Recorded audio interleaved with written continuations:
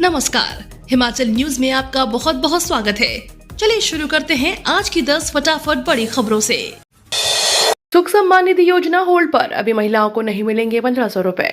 हिमाचल प्रदेश में लाखों महिलाओं को 1500 रुपए मासिक पेंशन के फॉर्म जमा करने के लिए अभी इंतजार करना होगा। प्रदेश में इंदिरा गांधी प्यारी बहना सुख सम्मान निधि योजना के तहत जारी फॉर्म जमा करने की प्रक्रिया को अभी होल्ड कर दिया गया है। इस बारे में जिला कल्याण अधिकारियों को आदेश जारी हुए हैं, जिसके तहत महिलाओं से 1500 रुपए की पेंशन के लिए भरवाए जा रहे फॉर्म की प्रक्रिया पर रोक लगाने को कहा है। ओपीएस रोकने के लिए हुई सरकार गिराने की कोशिश, सीएम सुक्खू का बीजेपी पर निशाना।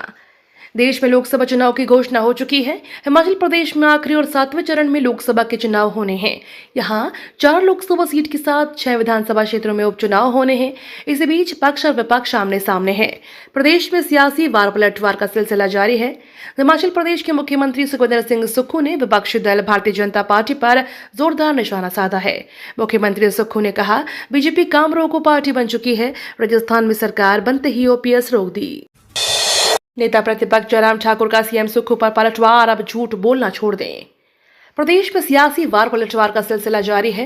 हिमाचल प्रदेश के मुख्यमंत्री सुखविंदर सिंह सुक्खू के विपक्षी दल भारतीय जनता पार्टी पर जोरदार निशाना साधा, तो नेता प्रतिपक्ष जयराम ठाकुर ने भी पलटवार कर दिया। नेता प्रतिपक्ष जयराम ठाकुर ने कहा कि प्रदेश में सत्ता आने के लिए कोई भी जनता झूठ बोला और अब झूठ के सहारे ही आगे बढ़ने की कोशिश कर रहे हैं। जयराम ठाकुर ने कहा कि 17 फरवरी को मुख्यमंत्री ने बजट पेश किया। इस बजट में महिलाओं को हर महीने 1500 देने के लिए कोई प्रावधान नहीं किया गया। हिमाचल सहित 6 राज्यों के गृह सचिवों को हटाने के आदेश, इलेक्शन से पहले आयोग की कार्यवाही। आयोग ने हिमाचल प्रदेश सहित 6 राज्यों में गृह सचिवों को हटाने के आदेश दिए हैं। हिमाचल के अलावा गुजरात, उत्तर प्रदेश, झारखंड, उत्तराखंड, बिहार के गृह सचिवों को हटाने के आदेश दिए गए हैं। यह कार्रवाई चुनाव में समान अवसर सुनिश्चित करने के लिए की गई है। सूत्रों ने कहा कि आयोग ने बृहन मुंबई महानगर निगम के आयुक्त और प्रशासक इकबाल सिंह चहल को भी चुनाव कार्य की मुक्त करने का आदेश दिया है। हिमाचल में कांग्रेस इस दिन करेगी प्रत्याशी की घोषणा, इन नामों पर चल रहा मंथन। लोकसभा चुनाव को लेकर सियासत पूरी तरह से गर्मा गई है। चारों संसदीय क्षेत्रों में प्रत्याशियों की तस्वीर अगले सप्ताह तक साफ हो जाएगी। बैठक की अध्यक्षता स्क्रीनिंग कमेटी अध्यक्ष भगत चरण दास ने की। बैठक में कांग्रेस प्रदेश मामलों के प्रभारी राजीव शुक्ल, मुख्यमंत्री सुखविंदर सिंह सुक्खू, कांग्रेस प्रदेश अध्यक्ष प्रतिभा सिंह, उप मुख्यमंत्री मुकेश अग्निहोत्री शामिल रहे। सभी संसदीय क्षेत्रों को लेकर चर्चा हुई है। कांग्रेस कमेटी ओबीसी विभाग के अध्यक्ष विक्रम चौधरी ने दिया इस्तीफा। हिमाचल प्रदेश कांग्रेस कमेटी ओबीसी विभाग के अध्यक्ष विक्रम चौधरी ने अपने पद से इस्तीफा दे दिया है। इस्तीफे की वजह उन्होंने ओबीसी वर्ग की मांगों को प्रदेश सरकार की ओर से पूरा नहीं होना बताया है। ओबीसी आयोग और ओबीसी वित्त निगम में चेयरमैन के पद नहीं भरे गए। विक्रम चौधरी सरवन कुमार के पुत्र हैं, पिता मंत्री और विधानसभा अध्यक्ष रहे हैं। 10 मई को होगा कॉमन एंट्रेंस टेस्ट, ऑनलाइन आवेदन प्रक्रिया शुरू। हिमाचल प्रदेश तकनीकी विश्वविद्यालय हमीरपुर में Himachal Pradesh common entrance test 2024 के लिए ऑनलाइन आवेदन प्रक्रिया शुरू कर दी है। पात्र विद्यार्थी प्रवेश परीक्षा के लिए ऑनलाइन आवेदन कर सकते हैं। तकनीकी विश्वविद्यालय की प्रवेश परीक्षा 10 मई को होगी। तकनीकी विश्वविद्यालय द्वारा BTech, B pharmacy, MCA, MBA व एमबीए में प्रवेश के लिए सामान्य प्रवेश परीक्षा आयोजित की जाती है। हिमाचल में 21 मार्च से बारिश और बर्फबारी की संभावना। हिमाचल प्रदेश में मौसम एक बार फिर से करवट लेगा। ऊंचाई वाले क्षेत्रों में एक बार फिर से बर्फबारी देखने को मिलेगी। साथ ही अन्य क्षेत्रों में बारिश और बादल छाए रहेंगे। इसके साथ ही अधिकतम तापमान में भी गिरावट दर्ज की जाएगी। 21, 22 और 23 मार्च को प्रदेश में एक पश्चिमी विक्षोभ सक्रिय होगा, जिसके बाद मौसम एक बार फिर करवट लेगा। हालांकि इस दौरान सामान्य बारिश और बर्फबारी देखने को मिलेगी। हिमाचल स्कूल शिक्षा बोर्ड ने कम किया 30% सिलेबस, अधिसूचना जारी। हिमाचल प्रदेश स्कूल शिक्षा बोर्ड ने शैक्षणिक सत्र 2024-25 के सिलेबस में 30% कटौती की है। बोर्ड ने जारी पुरानी पुस्तकों में सिलेबस हटाने को शिक्षा बोर्ड ने अधिसूचना जारी कर दी है। इस दौरान बोर्ड ने 6ठी से 12वीं कक्षा तक के पाठ्यक्रम से जहां कई अध्यायों को पूरी तरह से काट दिया गया है, तो वहीं ऐसे भी कई अध्याय हैं जिनमें से पृष्ठ संख्या को न पढ़ाने के निर्देश स्कूल प्रबंधकों को दिए गए हैं। जानकारों के अनुसार हिमाचल प्रदेश स्कूल शिक्षा बोर्ड ने शैक्षणिक सत्र 2024-25 के लिए नई पुस्तकें प्रिंट करवाई हैं। हिमाचल में 10 साल में बढ़े 8 लाख से ज्यादा वोटर, थर्ड जेंडर की संख्या में भी इजाफा। देश में लोकसभा चुनाव की तारीखों का ऐलान हो चुका है। पहाड़ी राज्य हिमाचल प्रदेश में 7वें और आखिरी चरण में 1 जून को मतदान होना है और वोटों की गिनती 4 जून को होगी। हिमाचल प्रदेश में बीते 10 साल में वोटरों की संख्या करीब 8 लाख बढ़ गई है।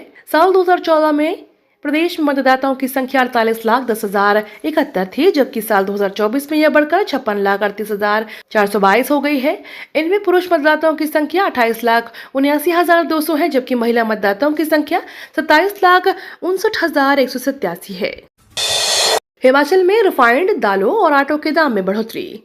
पेट्रोल और डीजल सस्ता होने के बाद महंगाई से राहत का इंतजार कर रहे लोगों को झटका लगा है। शिमला में रिफाइंड और आटे समेत दालों की कीमतों में उछाल आया है। अनाज मंडी की कारोबारियों का कहना है कि दूसरे राज्यों से आ रही राशन की आपूर्ति महंगे दामों पर हो रही है। राजधानी में आटा 1 रुपए प्रति किलो तक महंगा हो गया है। अनाज मंडी में 32 किलो आटे का बैग 2 हफ्ते पहले 1,060 रुपए रिटेल भाव पर मिल रहा था।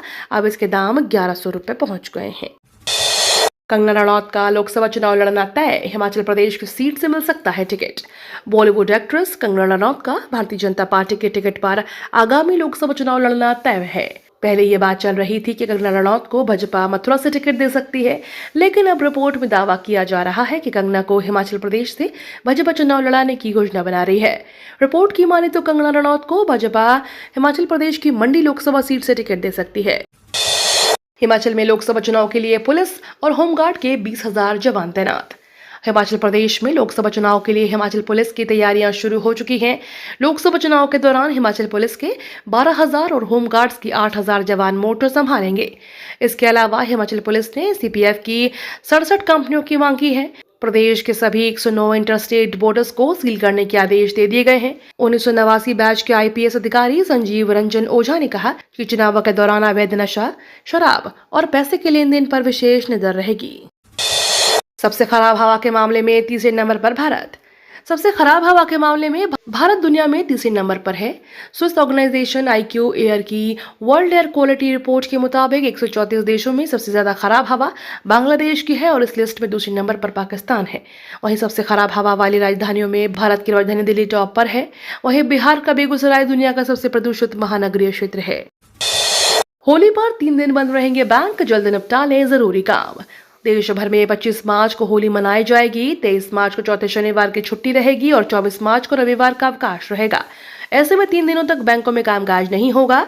ऐसे में आपको बैंक संबंधी कोई भी काम हो तो उसे निपटा लें। हालांकि ऑनलाइन बैंकिंग और ATM की सुविधा मिलती रहेगी। इसके साथ ही शेयर बाजार में भी 23 से 25 मार्च तक ट्रेडिंग नहीं होगी। ये तो थी आज की 10 बड़ी खबरें। डेली खबरों से अपडेट रहने के लिए चैनल को सब्सक्राइब करना बिल्कुल ना भूलें।